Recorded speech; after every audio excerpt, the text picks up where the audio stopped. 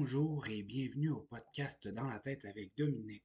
Aujourd'hui, on va continuer avec un nouveau livre. Cependant, ce qu'on va faire, c'est que je ne vais pas passer à travers le livre dans un seul podcast, mais je vais en faire plusieurs décortiqués en petits chapitres. C'est un livre de Yvon Dallaire qui est Qui sont ces couples heureux? C'est surmonter les crises et les conflits de couple. Pourquoi j'ai choisi ça? Parce que ça fait beaucoup de liens et de références avec les émotions qu'on a vues précédemment, mais tout aussi des anciens sujets. C'est juste que là, ce qu'on vient rajouter un peu plus, c'est la connotation couple. C'est à deux, ce qui vient beaucoup influencer les émotions et comment qu'on sent et les actions qu'on pose. Le premier chapitre s'intitule Le couple et son organisme vivant. Pourquoi on dit un organisme vivant? Parce qu'on dit, ce qu'on dit, c'est que un plus un, ça égale pas un. Tu sais, souvent, des fois, les gens ont tendance à, quand on se met en couple, souvent traditionnellement, était que les deux personnes se mettaient en couple, puis il y en a un des deux qui s'effaçait pour l'autre. Tu sais, puis ce qui était plate, historiquement, c'est que c'était la femme qui souvent s'effaçait complètement et devenait comme identité l'épouse et la mère. C'était surtout une question d'identité. Tu sais. Historiquement, on disait. Puis encore aujourd'hui, j'ai même assisté une fois à un mariage, je ne nommerai pas de qui ni de la religion nécessairement, mais c'était, puis ça disait complètement, maintenant que tu es un homme, tu es une personne à part entière, comme si sans l'homme, elle n'était rien. Bon, c'est pas mon opinion du tout, c'est pas l'opinion de ce livre, c'est un fait historique un peu plat. Euh, on peut aussi appeler ce style d'amour-là, tu sais, quand que c'est l'un s'efface pour l'autre, c'est un style d'amour qu'on appelle fusionnel. Tu sais, on fusionne avec l'autre. Ce qui, on va voir au courant des chapitres, que la fusion n'est pas mauvaise en soi, mais c'est bien rester fusionnel constamment, tout le temps, qui est un peu mauvais. Tu sais, encore aujourd'hui, il y a des couples qui vont exister dans ce style-là. Dans mon travail, j'en vois beaucoup. Peu importe que ce soit, même quand j'étais dans les écoles, même quand je suis dans un autre organisme, puis même au privé, j'en vois des gens dans les consultations, je veux dire, j'en vois des gens qui ont encore la pensée où l'autre doit devenir moi ou moi je dois devenir l'autre. Puis ça, ce que ça fait, dans le fond, dans ce style de couple-là, c'est que tout est fait à deux. C'est ce qui peut tuer, en fait, toute initiative personnelle, toute spontanéité.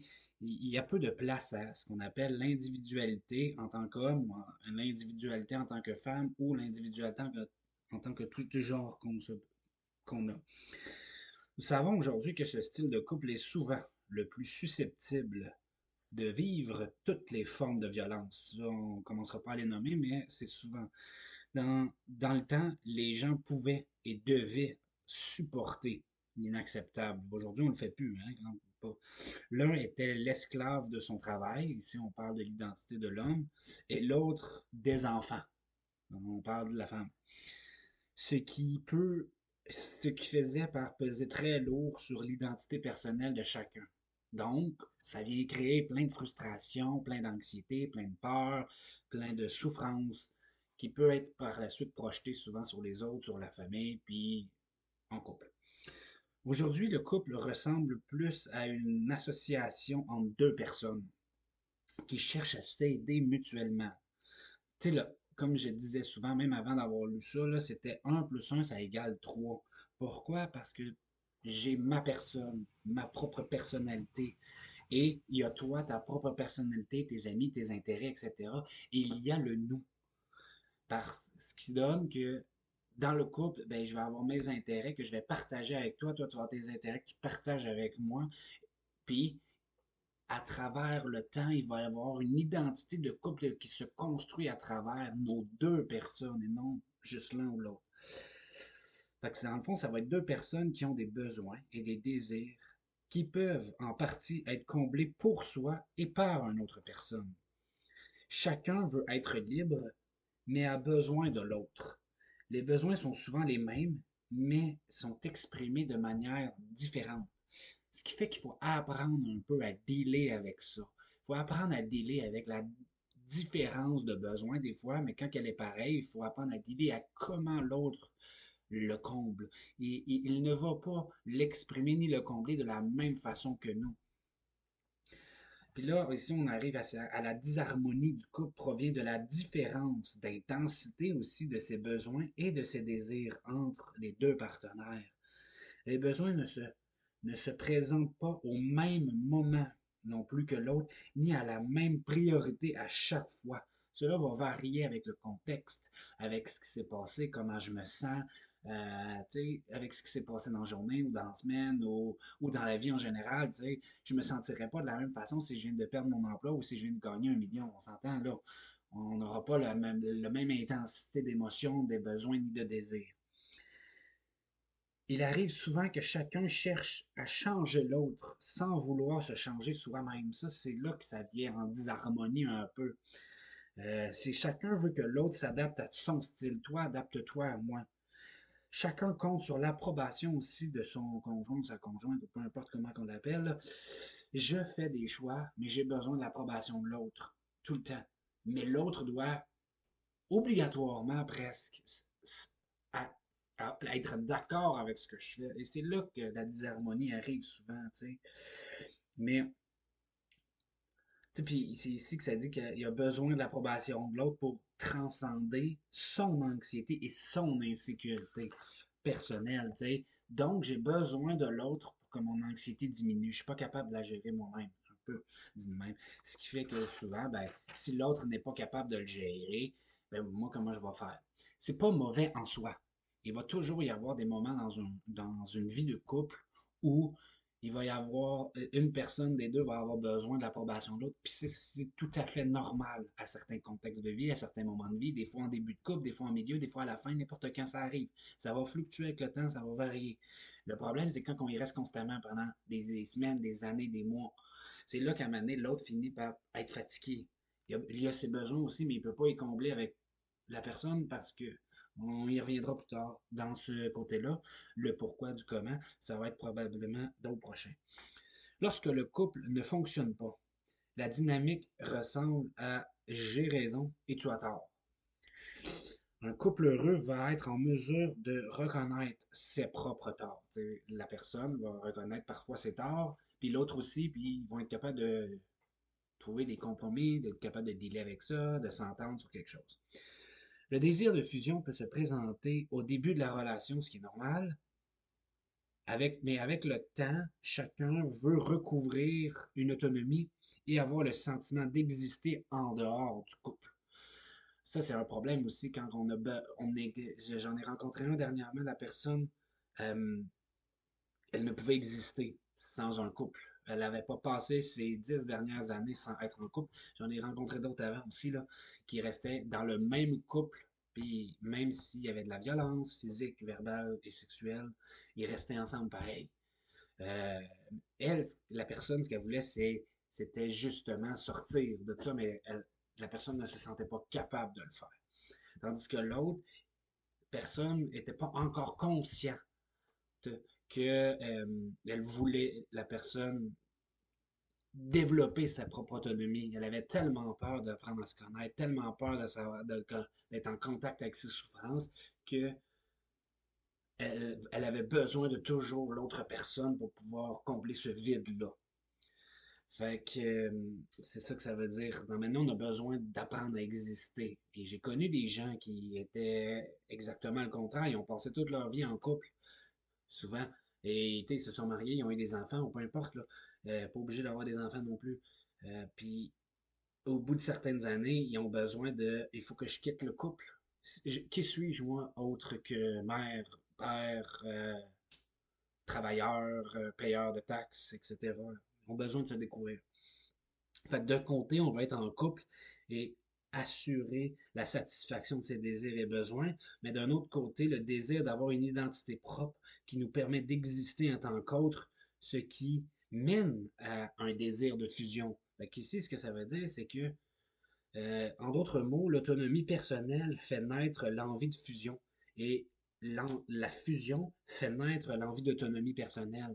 Donc, ici, c'est ça qui est sain quand on dit que d'être en fusion, il y a des moments où on va l'être, puis il y a des moments où on va être seul avec soi-même, on va faire ses propres projets, on va avoir son propre cercle d'amis, puis on va vouloir par la suite revenir dans la fusion et après ça retourner. Ça fait comme un cercle vertueux qu'on appelle dans ce cas-ci un peu. L'équilibre, c'est le mot à retenir surtout. L'équilibre entre avoir un côté personnel, une autonomie, puis un côté où on fusionne avec l'autre, où on est avec l'autre. Les couples malheureux vont pencher d'un côté de la balance plus d'un que de l'autre, peu importe c'est lequel entre les deux.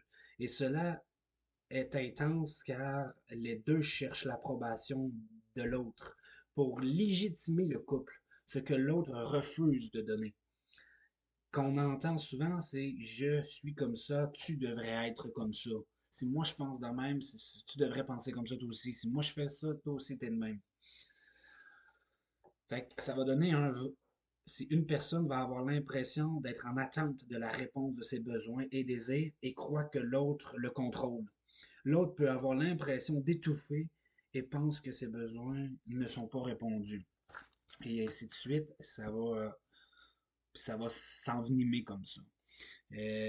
Partout, pourtant, les deux se sentent seuls, n'ont pas l'impression d'être aimés et se demandent s'ils aiment l'autre. Ils vont commencer à se questionner, suis-je bien avec cette personne? C'est tout ça de l'amour? Hey, l'autre m'aime pas, moi je vais lui prouver que je m'aime, ou etc.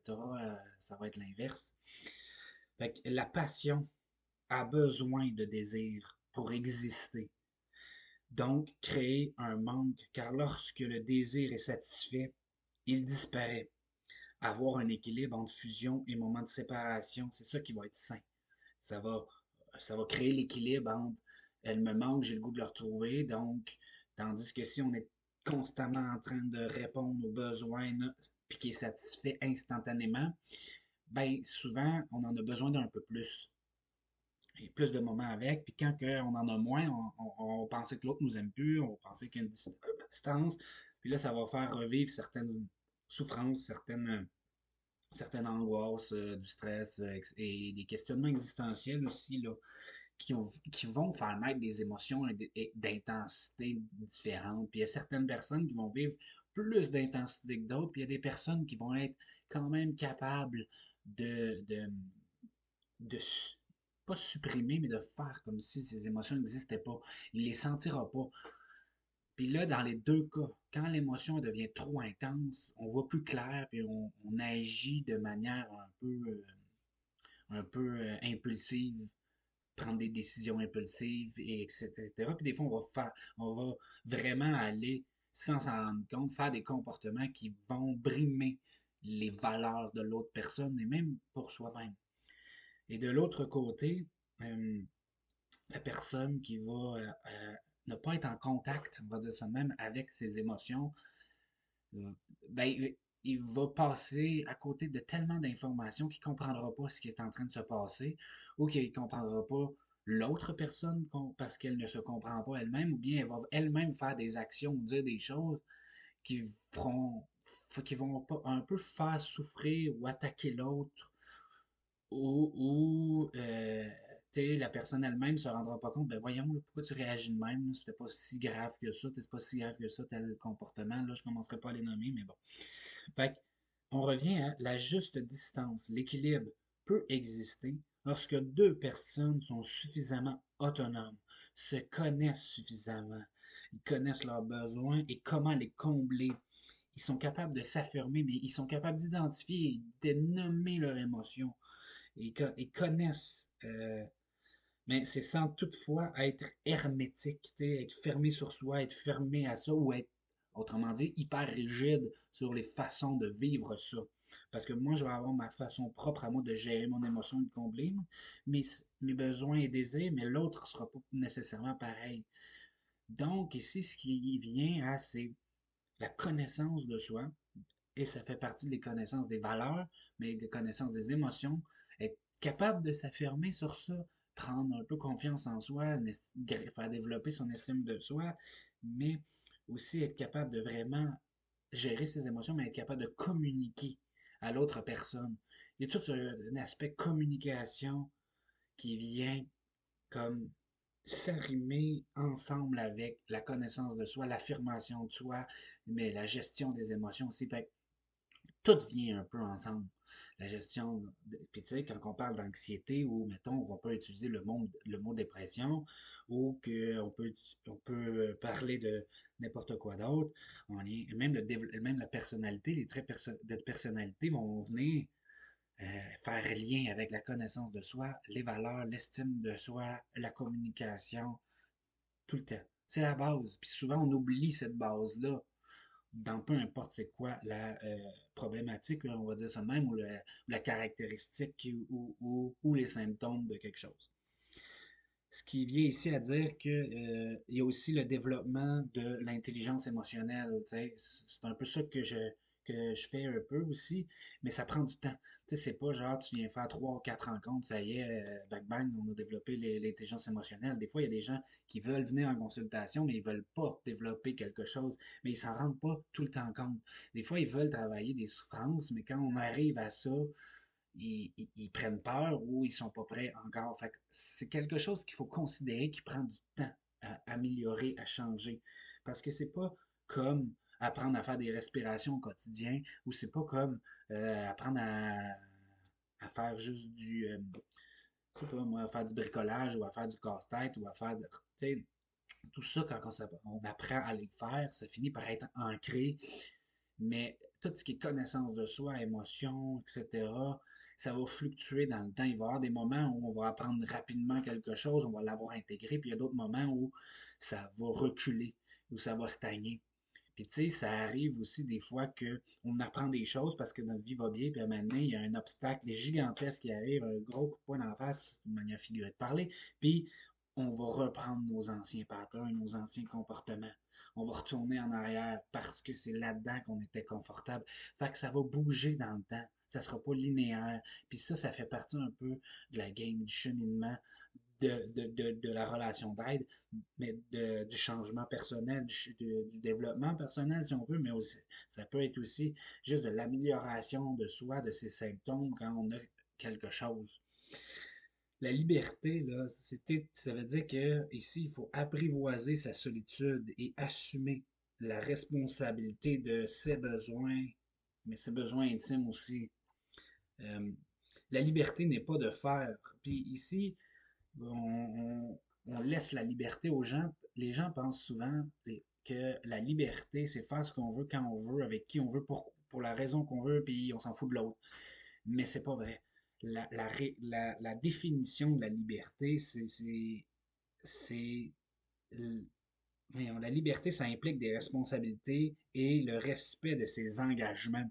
Ça veut dire que dans cette liberté-là, c'est la liberté de faire des choix.